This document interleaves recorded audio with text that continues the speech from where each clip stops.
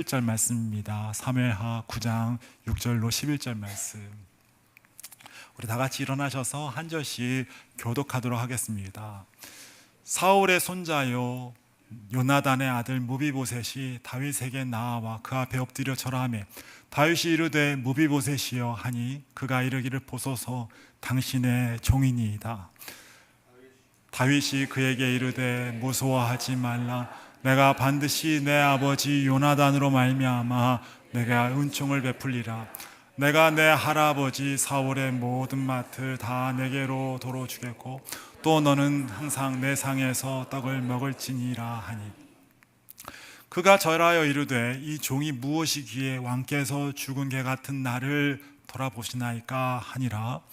왕이 사울의 시종 시바를 불러 그에게 이르되 사울과 그의 온 집에 속한 것은 내가 다 내 주인의 아들에게 주었노니 너와 내 아들들과 내 종들은 그를 위하여 땅을 갈고 거두어 내 주인의 아들에게 양식을 대주어 먹게 하라.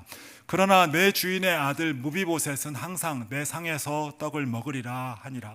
시바는 아들이 15명이요 종이 20명이라. 시바가 왕께 아뢰되 내 주 왕께서 모든 일을 종에게 명령하신 대로 종이 준행하겠나이다 하니라. 무비보셋은 왕자 중 하나처럼 왕의 상에서 먹으니라. 아멘. 자리에 착석하시겠습니다. 오늘 본문에 무비보셋이라는 사람이 등장합니다. 이 사람은 참 불행한 인생을 살고 있는 그런 사람이죠. 무비보셋은 아버지가 요나단이라는 사람인데 우리가 잘 알듯이 다윗의 절친한 친구였습니다. 그의 할아버지는 사울 왕이었는데 우리가 지난번에 한번 설교에 나눴던 것처럼 이 왕은 교만하고 또 악행으로 가득하여서 하나님께서 기뻐하지 않는 그런 왕이었죠. 그래서 그의 가족이, 그의 가문이 길보아산 전투에서 블레셋과 싸우면서 다 전사하게 됩니다. 아버지도 할아버지도 한꺼번에 죽음을 맞이하게 돼요.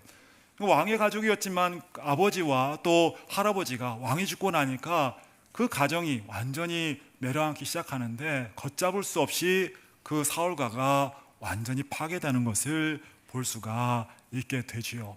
하나님께서 사울 왕에게 나라를 잘 다스리고 하나님을 섬기는 삶을 살아라 라고 하였는데 이 사울 왕은 왜 그런지 하나님을 섬기는 대신에 자신의 비석상을 세우고 사람들이 하나님 섬기는 것 대신에 자신을 섬기도록 그렇게 유도하고 있으니 하나님께서 기뻐하실래야 기뻐하실 수가 없죠.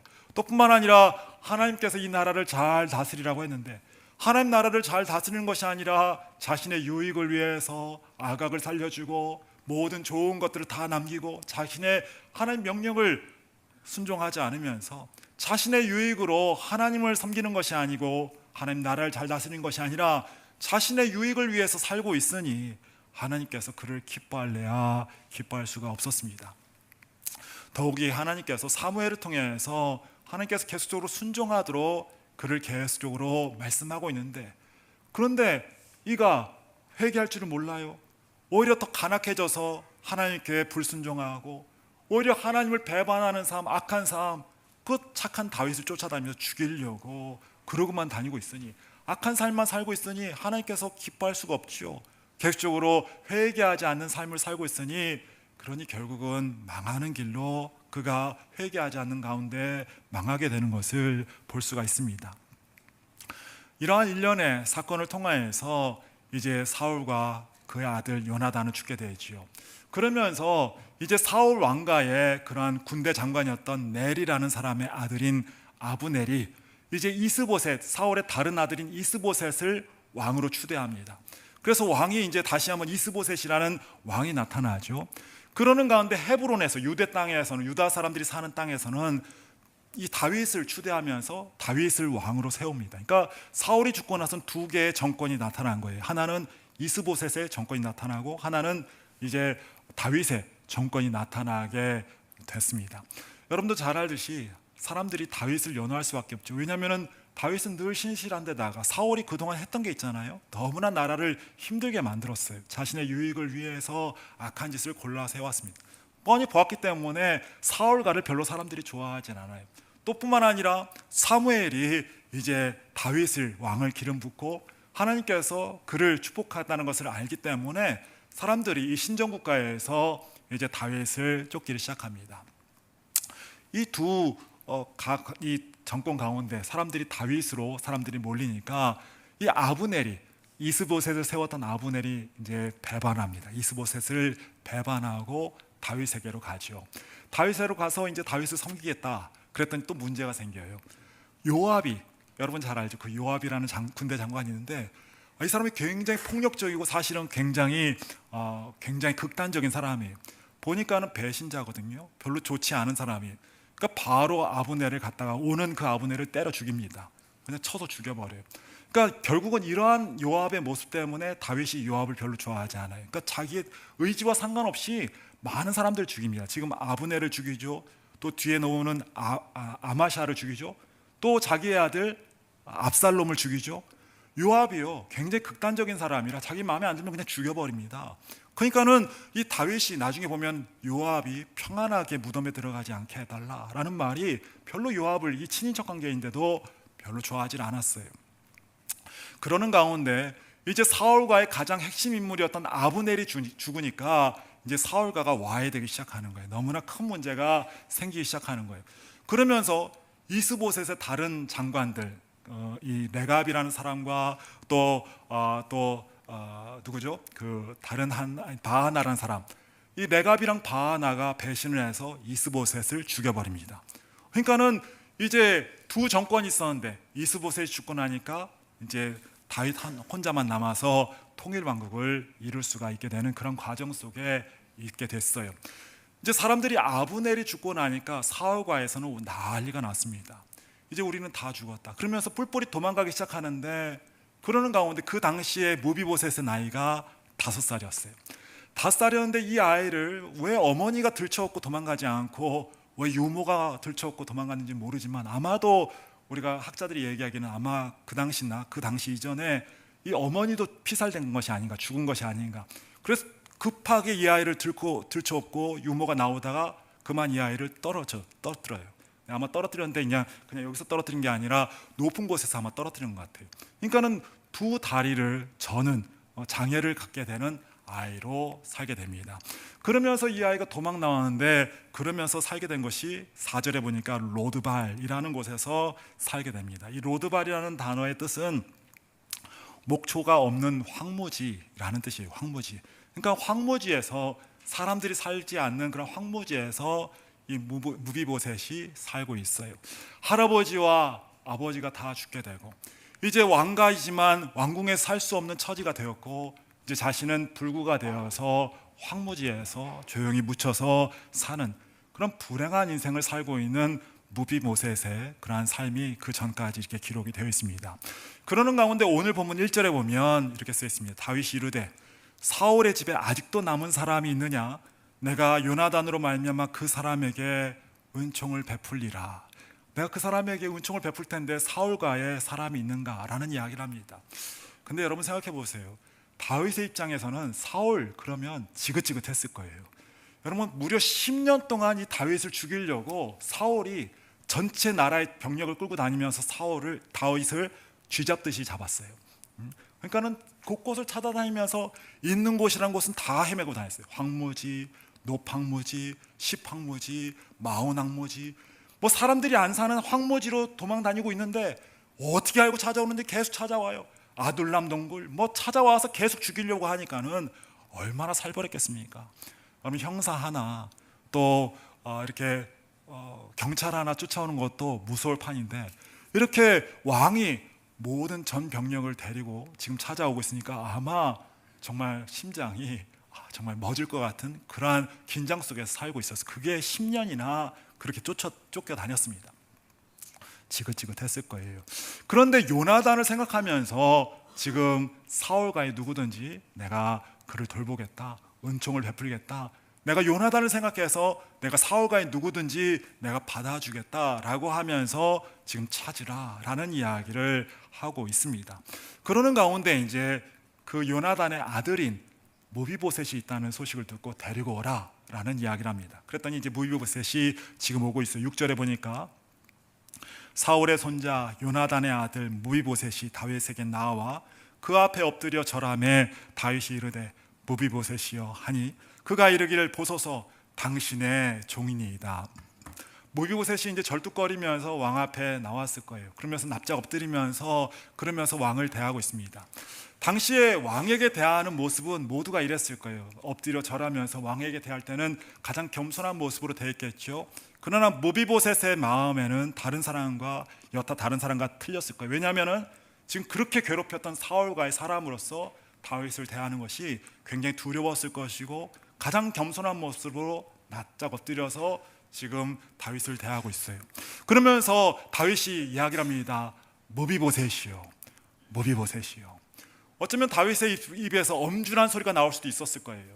사울의 후손이요, 악한 자 가문의 사람이요, 나를 죽이려고 했던 그 악한 사람들의 자손이요, 사울의 손자요, 이렇게 불렀을 수 있었을 텐데, 화난 목소리로 불렀을 텐데 오히려 다윗은 무비보셋이요 라고 하면서 따뜻한 음성으로 무서워 말라, 이제 7절에 무서워 말라, 그에게 평화를 주려고 그에게 은혜를 주려고 따뜻한 목소리로 무비보셋이요 라고 부르고 있습니다. 근데 오늘 성경에 보니까는 무비보셋이 대답을 하는데 보소서 당신의 종이니이다. 보소서, 그러니까는 좀 약간 이 말 어감이 조금 해석이 조금 어감이 안 좋아요. 보소서, 그러니까 경상도, 여러분 여기 경상도 사람 있어요? 경상도 보소, 형씨 보소 이러잖아. 보소서, 그러니까는 대드는 것처럼 보소서 당신의 종이. 그게 좀 약간 어감이 그런데 이 보소서라는 단어, 힘내라는 히브리 단어는 여기 있습니다 라는 얘기예요. 당신의 종이 여기 있습니다. 그러니까 이게 해석이 예전 해석이 좀 더 나은 것 같아요. 당신의 종이 여기 있습니다. 가장 겸손한 모습으로 무릎 꿇고 앉아서 당신의 종이 여기 있습니다 라는 이야기를 하고 있죠. 그러는 가운데 다윗이 이야기합니다. 7절 중반에 무서워하지 말라, 내가 반드시 내 아버지 요나단으로 말미암아 내게 은총을 베풀리라. 얼마나 큰 사랑이요, 얼마나 큰 은혜인지 모르죠. 무비보셋의 입장에서는 그의 가문은 완전히 망했어요. 다윗을 죽이려 했던 그 가문은 완전히 패망하고 말았습니다. 이제는 사람들의 눈을 피해서 이제 장애를 입어서 이 황무지에 묻혀 사는 그였어요. 사람들이 두려워서 지금 망한 그런 가문의 왕가의 자손으로서 사람들을 피해서 지금 도망가 있어요. 자신의 기업도 모든 것도 포기하고 도망간 상태입니다. 여러분, 지금에서야 장애인 그러면 불쌍한 사람, 뭔가 좀 도와줘야지, 내가 좀 뭔가 도울 수 있을까 이렇게 생각하지만, 여러분 당시에 지금 이스라엘 백성 중에 이 율법주의적인 사회에서 장애를 입었다 그럼 어떻게 보느냐 하면 저 사람 뭔가 잘못된 사람이다, 뭔가 악한 것이 있기 때문에 저렇게 당했다, 저 사람은 병이 있거나 무슨 문제가 있으면, 가문에 뭔가 문제가 있으면 율법적인 사람들은 저건 무슨 하나님께 징계받는 것이다, 지금 저렇게 당하는 것은 뭔가 악한 사람이기 때문에 저렇게 당한다, 사람들이 지탄하죠. 그렇기 때문에 황무지로 이 사람이 도망간 것 아니겠습니까? 지금 사람들이 없는 곳으로 도망간 것이죠. 8절에 보니까 자신을 가리켜서 죽은 개 같은 나. 여러분, 한국 사람도 개라고 하면은 벌써 욕이죠. 이 이스라엘 사람도 마찬가지입니다. 개, 손, 할례당을 조심하라. 다시 말하면 이 개라는 자체가 굉장히, 독사와 개는 성경에도 욕과 같이 굉장히 나쁜 언어로 쓰이고 있는데, 개 같은, 죽은 개 같은 나라고 이야기하면서 자신이 얼마나 그동안 다윗을 힘들게 했는지, 어떤 가문에 태어났는지를 그가 이야기를 하고 있죠. 그런 그에게 다윗이 은혜를 베풀고 있습니다. 완전히 망하고 완전히 사람들에게 인정받을 수도 없고 사람들이 지탄하고 손가락질하는 그였지만, 그에게 다윗이 지금 은혜를 베풀고 있어요. 무서워하지 말라, 내가 반드시 내 아버지 요나단으로 말미암아 내게 은총을 베풀리라. 무서워하지 말라, 그에게 평화를 주고 그에게 은혜를 주고 은총을 주려고 하는 이러한 다윗의 모습을 볼 수가 있어요. 그러면서 7절 이후에 보면, 8절에 보면 이제 네 종 중에 시바라는 종이 있는데, 꼭 욕 같죠? 네. 욕은 아니고 시바라는 종이 있는데, 사실 여기에 종이라고 하지만 종은 아니에요. 왜냐하면 그 종이라고 하는 사람의 또 종이 있어요. 20명의 종이 있다는 걸 봐서는 이 사람은 이 사울을 섬겼던 관료 중에 하나였던 것으로 보입니다.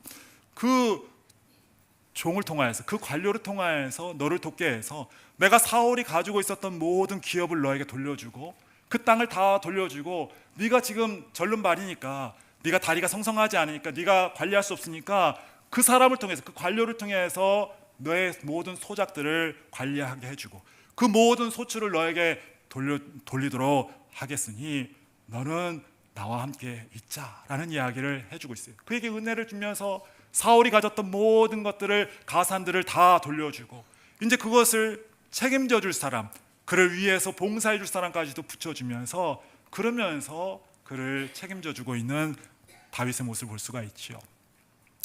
무비보셋은 5살 이전에 한 번도 어른다운 어른을 만난 적이 없어요. 그는 유모의 손에서 황무지에서 홀로 자랐던 사람입니다. 그런데 아버지 같은 사람이 나타나서 그에게 모든 것을, 잃어버렸던 모든 것을 돌려주고 그를 책임져주는 그런 다윗이라는 아버지 같은 분이 그에게 나타나서 그를 책임져주는 따뜻한 사랑을 지금 얻고 있지요. 그러면서 다윗이 계속적으로 말합니다. 너는 나의 상에서 함께 먹자라는 이야기를 하지요. 보면은 7절에 보면 또 너는 항상 내 상에서 떡을 먹을지니라. 너는 나와 함께 밥을 먹자. 여러분, 밥을 먹자, 이것은 아무나, 왕 앞에서 아무나 밥을 먹을 수가 없지요. 아무나가 아니에요. 여러분 11절에 보니까는 그의 왕자와 같이 식사를 했다라고 하는 걸 봐서는, 여러분 아무리 왕이지만 여러분 아무나 먹는 것이 아니라 누가 먹어요? 식구들과 먹어요. 밥은 식구들과 먹죠. 다시 말하면 다윗이 책임지는 그런 사람들과 함께 식사를 합니다. 다시 말하면 이 말은 무슨 말이냐, 단순히 밥 한 번 먹자, 우리 밥 한 번 먹읍시다, 이게 아니라 무슨 말이에요? 항상 먹으면서 내가 너를 식구처럼 대할 거야. 내가 너를 책임지는 사람으로 대할 거야. 넌 이제는 너는 내 거야. 내가 너를 책임져 줄 거야. 넌 내 상에서 함께 먹으면서 내가 책임지는 사람으로 너는 우리 가문에 들어온 사람처럼 있을 거야 라는 이야기를 해주고 있는 것이죠. 무비보셋으로는 대단한 큰 은혜를 받고 있는 거예요. 그는 모든 것을 잃었어요. 자신의 모든 기업도 잃었고, 건강도 잃었고, 자신의 명성도 잃었고, 모든 가진 것이, 소망도 잃고 아무것도 없어요. 그런데 이제는 다윗이 나타나서는 그에게 모든 것을 회복시켜주고 지금 모든 것을 책임져주는 그런 은혜 가운데 그가 있게 된 것을 볼 수가 있지요. 오늘 이 본문에 사실은 무비보셋은 여러분과 저입니다. 여기에 무비보셋은 하나의 역사 속에서 있었던 인물이라기보다는 지금 이것을 예표하는 것이 있어요. 바로 요나단, 바로 이 사람을 통해서 은혜를 베풀고 있는 다윗의 모습은 마치 예수 그리스도를 통하여서 은혜를 베푸시는 하나님의 모습을 우리가 상기하게 하고 있지요.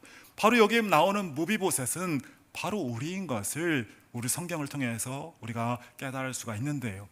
여러분, 우리 선조 아담은요, 아담을 통해서 하나님과 원수가 되었어요.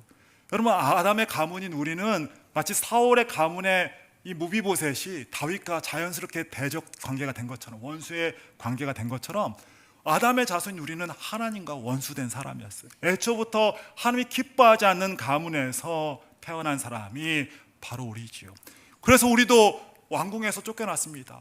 우리가 있었던 에덴 동산에서 쫓겨나서, 우리가 있던 왕궁에서 쫓겨나서 이 황무지에서, 이 거친 세상에서 땀을 흘려야, 피를 쏟아야, 그렇게 노력해야 살 수 있는 이 땅에서 처절하게 살고 있는 것이 우리의 삶이죠. 우리는 같이 살고 있는 것처럼 보이지만 사실은 혼자 와서 어쩌면 같이 살고 있는 것처럼 보이지만은 다 나눌 수도 없이 우리 혼자서 버텨내면서 아둥바둥 살아가다가 결국은 죽을 때도 혼자 갈 수밖에 없는 외로운 황무지 인생을 살고 있는 것이 바로 우리의 모습이죠. 그것도 우리는 불구가 된 모습이에요. 지금 이 무비보셋은 다리가 저는 불구를 가지고 살았다면 우리는 죄로 인해서 불구가 되었어요. 아무리 죄를 짓지 않으려고 해도 죄성이 우리 안에 나타나서는 계속적으로 반복적으로 죄를 짓는 불구와 같은 죄된 인생을 살고 있는 것이 우리이죠. 우리는 죄를 기획하고 짓는 사람은 아무도 없어요. 그러나 나도 모르게 죄를 지을 수밖에 없고, 죄를 기뻐하고 죄를 탐하고 죄된 모습으로 살아가는 불구와 같은 모습으로 그렇게 살고 있죠. 그래서 나도 모르게 이상하게 경쟁하면서, 사람들과 경쟁하면서, 서로 미워하면서, 서로 질시하면서 나도 모르게 어려운 세상을 더 힘들고 어려운 세상으로 만들어가면서 불구와 같이 살고 있어요. 때로는 우리 안에 음욕이 나타나고, 우리 안에 더러움이 나타나고, 우리 안에 죄된 마음이 나타나고, 갖가지 거짓이 나타나고, 그래서 우리의 영혼을 파괴하고, 우리의 관계들을 파괴하고, 내 마음을 파괴하고, 내 인생까지 파괴하면서, 이 지구의 환경까지도 파괴하면서 불구된 삶이 더 불구가 되도록, 더 힘들고 어렵도록 그렇게 만들어가는 것이 우리네 인생이 아니겠습니까? 게다가 오늘 본문에 보면은 모비보셋은 자신은 죽은 개와 같다고 하는데, 우리가 바로 하나님 앞에 죽은 개죠. 우리의 영혼은 이미 죽은 상태로, 이미 하나님 앞에서 허물과 죄로 죽었던 너희를 살리셨도다. 이미 죽은 사람으로서 영원히 지옥에 갈 수밖에 없는 그런 몸으로 이 땅에 태어났어요. 하나님 앞에 죽은 개와 같은 영원히 죽은 모습으로 살고 있었던 우리예요. 예수 그리스도가 아니면 영원히 죽을 수밖에 없는 사람들이 바로 이런 우리의 모습이죠. 무비보셋의 모습은 다른 사람의 모습이 아니라 가만 살펴보면 우리의 모습이에요. 황무지에 살고 있는 여러분과 저의 모습입니다. 그러므로 모세, 우리 선생님은 모세는 이야기를 하죠. 시편 90편 10절에 이야기합니다. 우리의 연수가 70이요 강건하면 80이라도 그 연수의 자랑은 수고와 슬픔뿐이요 신속히 가니 우리가 날아가나이다. 우리가 자랑할 것은 슬픔뿐이요, 우리가 자랑할 것은 수고뿐이요. 내 인생에서, 이 불구된 삶에서, 이 죽은 삶에서 내가 자랑할 것은 아무것도 없습니다 라는 이야기를 하고 있어요. 그런데요, 참 감사하게도 그러한 우리를 불러주셨어요. 그러한 우리를 하나님께서 식탁으로, 그의 함께하는 그러한 삶으로 우리를 불러주셨습니다. 믿습니까? 우리 모두를 불러주셨어요. 요한복음 15장 16절에 너희가 나를 택한 것이 아니요 내가 너희를 택하여 세웠나니, 하나님이, 내가 주님을 택한 것이 아니라 하나님이 만세전부터 택하셔서 우리를 그때에, 어느 때에 각자를 주님께서 부르셔서 여기에 있게 된 줄로 믿습니다. 그래서 우리를 주의 자녀로, 그의 신부로, 그의 백성으로, 그의 패밀리로, 그의 식구로 우리를 이곳 가운데 불러줬어요. 불러오신 것만이 끝난 것이 아니라 주님께서 불러오신과 함께 우리에게 다시 모든 것을 다시 기업으로 주고 있습니다. 아담이 뺏겼던 모든 것을 우리에게 다시 주고 있어요. 모비보셋에게 사울이 가졌던 모든 것을 다시 주는 것처럼 하나님께서 예수 믿는 우리에게 다시 모든 것을 회복시켜 주고 있어요. 요한복음 3장 16절에 하나님이, 같이 한번 읽어볼까? 시작. 하나님이 세상을 이처럼 사랑하사 독생자를 주셨으니 이는 저를 믿는 자마다 멸망치 않고 영생을 얻게 하려 하심이라. 아멘. 우리가 뺏겼던 영생, 영원한 생명을 돌려주시고, 우리가 뺏겼던 천국, 우리의 왕궁을 우리에게 다시 돌려주시고, 우리가 잃었던 그러한 승리와 영광을 다시 한번 우리에게, 멸망치 않는 삶을 우리에게 주시면서, 아담이 가지고 있었던, 태초에 가지고 있었던 그 모든 것을 다시 우리에게 예수 그리스도로 말미암아 돌려주고 있는 주님의 은혜가 우리에게 있는 것이죠. 믿습니까? 그 은혜가 우리에게 무비보셋과 같이 모든 것을 돌려주시는 은혜가 있는 거예요. 그뿐인 줄 아세요? 오늘 무비보셋과 같이 주님께서 우리와 함께 식탁 자리로 초대하셔서 함께 먹고 마시고 있습니다. 계시록 3장 20절 한번 찾아볼까요? 요한계시록 3장 20절 한번 찾아보겠습니다.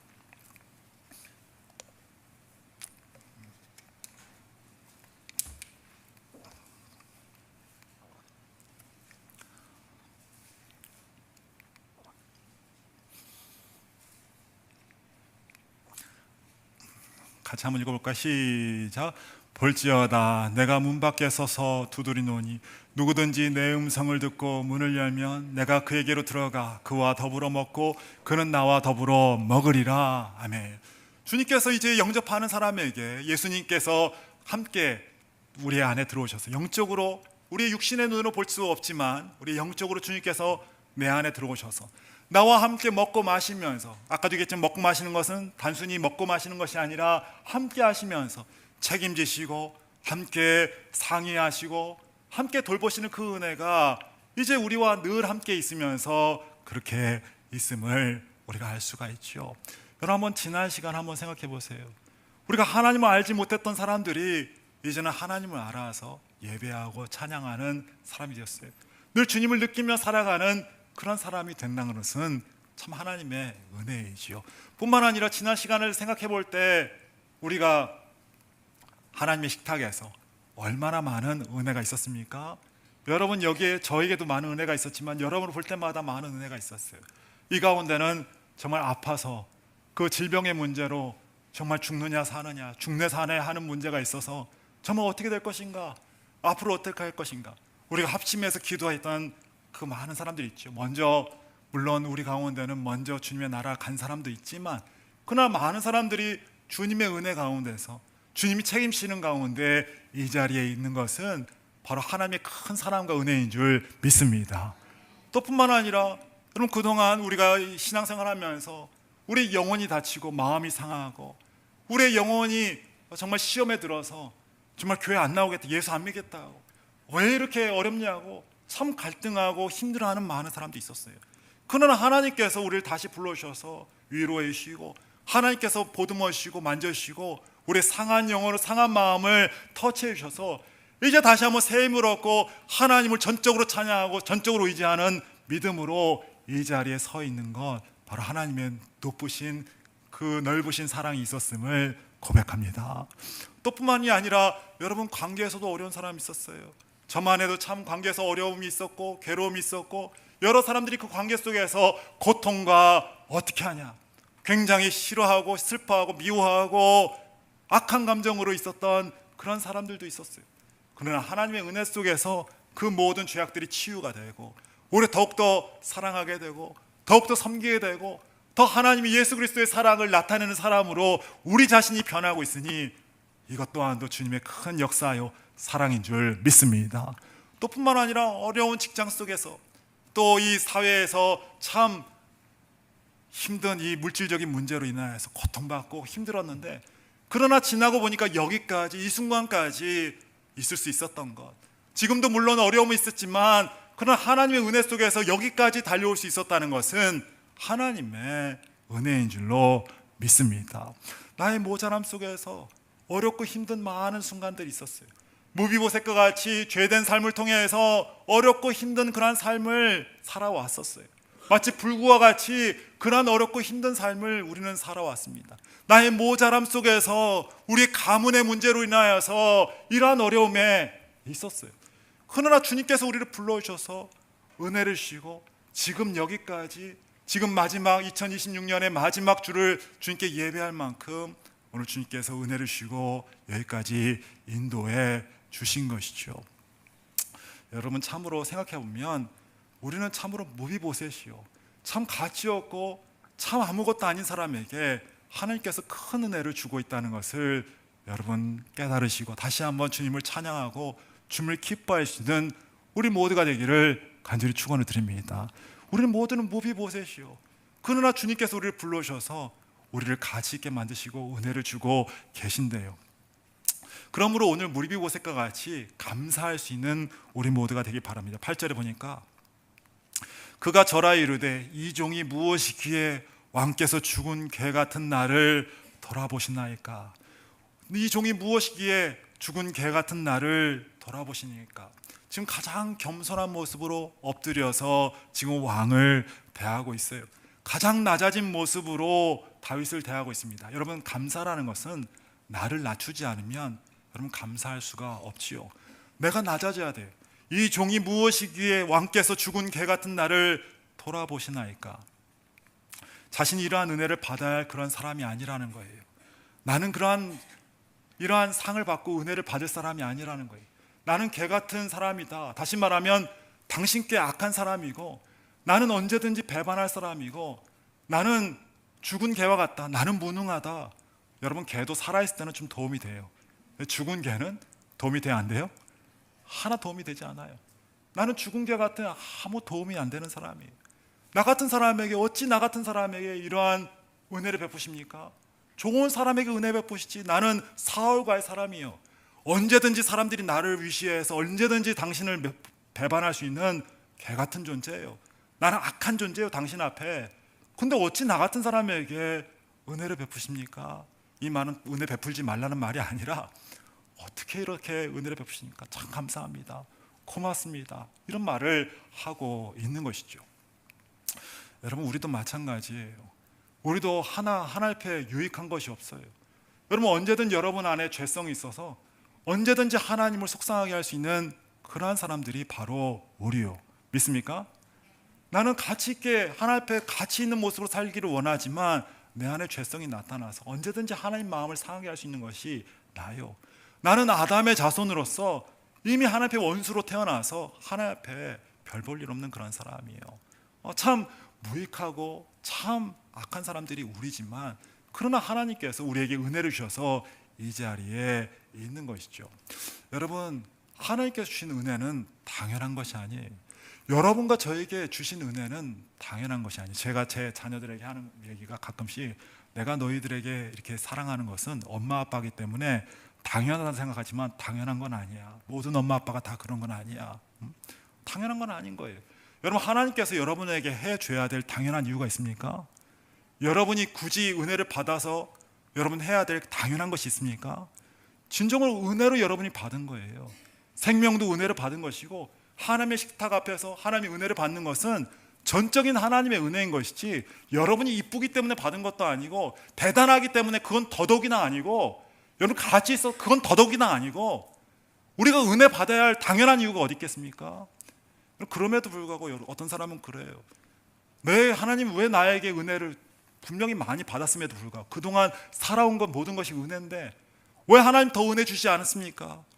왜 나에게 이렇게 은혜를 조금밖에 안 줍니까? 그러면서 불평과 원망하는 사람이 있어요. 나는 달라는 건 이건데 왜 다른 걸 줍니까? 그러면서 불평과 원망하는 사람이 있어요. 그럼 못난 사람이죠. 못난 사람이에요. 여러분 감사라는 것은 높아진 마음으로 여러분 할 수가 없는 거예요. 오늘 이 모비보셋과 같이 엎드린 마음으로 주님께 모든 것들을 감사하면서 이 마지막 주를 지나는 우리 모두가 주님께 모든 순간순간을 감사할 수 있는 여러분 모두가 되기를 간절히 축원을 드립니다. 비록 우리에게 많은 어려움이 있었고 많은 시련도 있었지만 그러나 여기까지 올 수 있었던 것은 전적인 하나님의 은혜인 줄 믿습니다. 우리 생명이 있는 것도 하나님의 은혜예요. 신앙이 있는 것도 우리 영혼이 온전한 것도 하나님의 은혜예요. 모든 관계 가운데 있는 것도 은혜예요. 우리 교회 가운데 교회를 지켜주신 것도 은혜예요. 우리가 지금 예배드리는 모든 순간도 은혜예요. 우리 가족도 예배예요.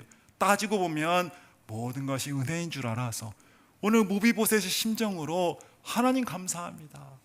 하나님 고맙습니다. 내가 지금 여기까지 살아온 모든 것들이 하나님의 은혜입니다. 여러분 낮아진 심령으로 하나님을 찬양하고 감사할 수 있는 이 마지막 주 마지막 하루하루가 되기를 간절히 축원을 드립니다. 여러분 따지고 보면 감사할 것은 너무나 많아요. 그러나 우리가 불평 원망하려면 한도 끝도 없습니다. 오늘도 모든 것을 우리 무비보셋 같은 나를 은혜 주신 하나님께 감사하면서 이 마지막 시간들을 주님께 감사의 제사로 올려드릴 수 있는 우리가 되기를 간절히 축원을 드립니다. 그러면서 무비보셋은요 이 감사함으로 다윗에게 의리를 지키고 있어요. 오늘 이 장 이후에 이제 압살롬이 배역을 하고 많은 사람들이 이제 다윗을 적대하는 그러한 상황이 오지요. 근데 그 순간에 이제 다윗은 낙향을 하게 됩니다. 왕궁을 떠나서 이제 도망을 가게 되지요. 그러는 가운데 물론 나중에 그의 종이었던 시바가 나중에 그 이간질을 하면서 왜 웃으세요? 저 욕한 건 아닌데 이게 시바라는 종이 그 이간질을 해서는 굉장히 그렇게 서운하게 만들었지만 그러나 이 무비보셋이 나중에 그 왕이 갔다가 낙향을 했다가 돌아오는 그 순간까지 이 사람은 수염도 깎지 않고 또 자신을 꾸미지 않고 그러면서 다윗이 돌아오기까지 충정을 지키면서 끝까지 다윗을 기다리는 그런 모습이 나타나죠. 여러분 우리도 그래요. 우리 삶에 지금까지도 어려움도 있었고 믿음 생활하지만 여러분 믿음 생활이 쉽게만 합니까? 여러분 예수 믿으면 천국이에요? 여러분 우리가 갈 천국이 여러분 이곳이 너무나 좋으면 천국 갈 이유가 있을까요? 아니요. 이 땅은 천국이 아니고 따라할까요? 이 땅은 천국이 아니다. 이 땅은 천국이 아니에요. 아니기 때문에 병도 걸리고 감기도 걸리고 여러분 고난도 있고 어려움도 있는 거예요. 이 땅이 왜 예수 믿는데 왜 나에게 어려움이 있습니까? 당신뿐만 아니라 다 있어요. 왜 있어요? 말씀드렸잖아요. 이 땅은 천국이 아니기 때문에. 이 땅은 천국이 아니기 때문에 병마도 오고 여러 가지 어려움도 있을 수 있는 거예요. 여러분 보세요. 다윗의 왕가에도 문제가 생겼어요. 지금 왕이 전쟁 가운데 도망가는 상황이 있고 어려움이 있었어요. 다윗에게만 어려움이 있겠습니까? 모든 그의 식구들과 모든 그의 왕궁이 다 고난을 함께 받고 있는 것이죠. 그러는 가운데 이 무비보셋은 끝까지 의리를 지키면서 끝까지 함께 한 마음을 가지고 있어요. 수염도 깎지 않고 모든 것을 정비하지 않은 상태로 왕이 오기를 기다리고 있어요. 우리 삶의 가운데도 어려움이 올 수 있습니다. 그런 가운데 믿음을 잃지 않고 감사하는 마음을 가지고 감사한 기억을 가지고 오늘도 믿음을 지키고 끝까지 믿음으로 살아낼 수 있는 여러분과 제가 되기를 간절히 축원을 드립니다. 감사하면 이길 수가 있는 거예요.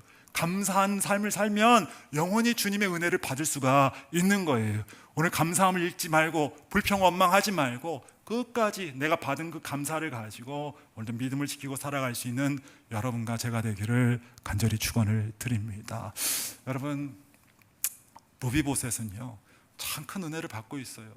그는 몰락한 가정에서 몰락한 죽은 개와 같은 삶을 살 수밖에 없어요. 그의 인생은 소망이고 희망이고 아무것도 없어요. 그러나 다윗이 불러서 그를 사람답게, 또 사람답게가 아니라 그 어떤 사람보다도 영예스러운 삶을 살 수 있도록 그를 이끌어가고 있어요. 무비보셋이 무비보셋만의 이야기라면 여기에 기록될 이유가 없어요.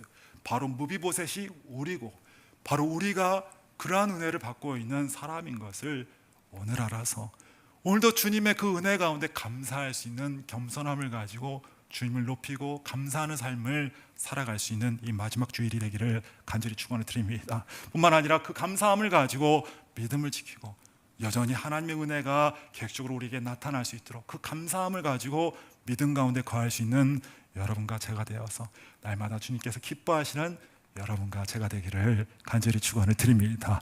우리 마지막으로 하나님께 감사의 박수 한번 올려드릴까요? 제가 보니까는 이렇게 맨날 보니까는 같은 자리에 항상 앉죠. 여러분들 좀 바꿔서 좀 앉으세요. 이렇게 너무 티가 나요. 옆에 같이 앉아준 사람 너무 얼마나 고맙습니까? 나 싫지 않지 않고 끝까지 마지막 주까지 같이 앉아주지 않았습니까? 우리 옆에 사람한테 한번 감사하세요. 감사합니다. 고맙습니다. 네, 옆에 사람만 하지 말고 앞뒤로도 한번 해주세요. 그래도 감사합니다. 고맙습니다. 참 무엇보다도 참 하나님께서 우리에게 은혜 주신 거, 또 이렇게 예배 가운데 늘 은혜 주신 거 너무나 감사해요. 여러분 감사하면은 늘 감사할 수밖에 없어요. 오늘도 무비보셋과 같이 낮은 마음을 가지고 하나님께 감사하고, 나는 그럴 사람이야, 은혜 받을 만한 사람이 아니에요, 그럴 만한 처지의 사람이 아니에요. 그런데 나 같은 사람에게 은혜 주신 그 은혜를 생각하면서 고맙습니다, 감사합니다. 나 같은 사람이 어찌 은혜를 주십니까? 죽은 개와 같은 나인데 은혜를 주십니까? 여러분의 첫사랑, 그 처음에 그 가졌던 그 첫사랑을 회복하고 오늘 이 자리에 그 똑같은 사랑을 가지고 주님께 감사하고 감격할 수 있는 2025년의 마지막 끝자락이 되기를 간절히 축원을 드립니다. 같이 기도하겠습니다. 참으로 좋으신 하나님, 우리가 무엇이 간데 우리를 불러주시고 하나님 은혜 가운데 덮으셔서 오늘도 주의 식탁 자리에 불러주시고 날마다 우리와 상의하면서 우리를 책임지시고 여기까지 우리를 이끄셨습니까? 참으로 죽은 개와 같은 우리였을지라도 하나님 가운데, 은혜 가운데 주의 왕자와 같이 자라면서 하나님 은혜 속에서 이 자리 이곳까지 올 수가 있었습니다. 우리는 의심치 않습니다. 앞으로도 주님의 은혜가 계속될 것이고 하나님의 왕권은 아버지 하나님 변하지 않을 것이고 영원한 그의 나라 속에서 우리가 주의 은혜 가운데 살게 될 텐데 오늘도 이 감사의 마음을 잃지 않게 하시고 날마다 믿음으로써 주님을 의지하는 삶을 살아갈 수 있는 우리가 될 수 있도록 주님 역사하여 주옵소서. 우리를 구원하신 예수 그리스도 이름으로 감사하며 축복하며 기도드립니다. 아멘. 우리 다 같이 일어나셔서 찬양하시겠습니다.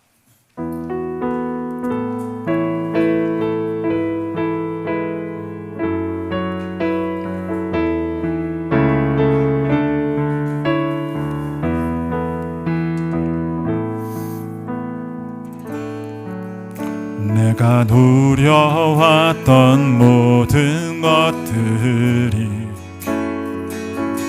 내가 지나왔던 모든 시간이,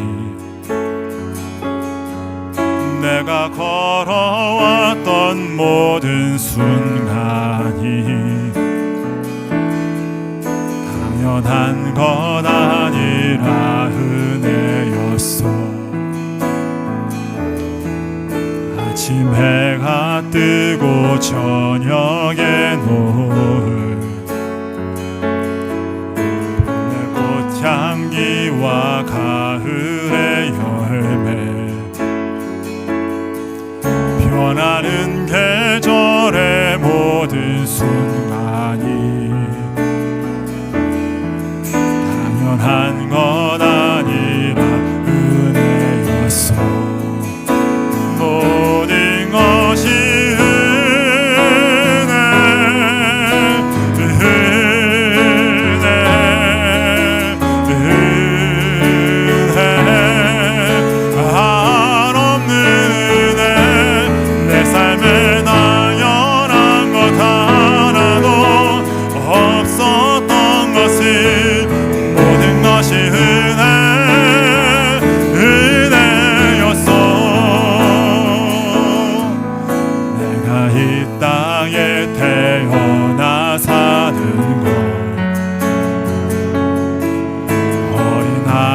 시절과 지금까지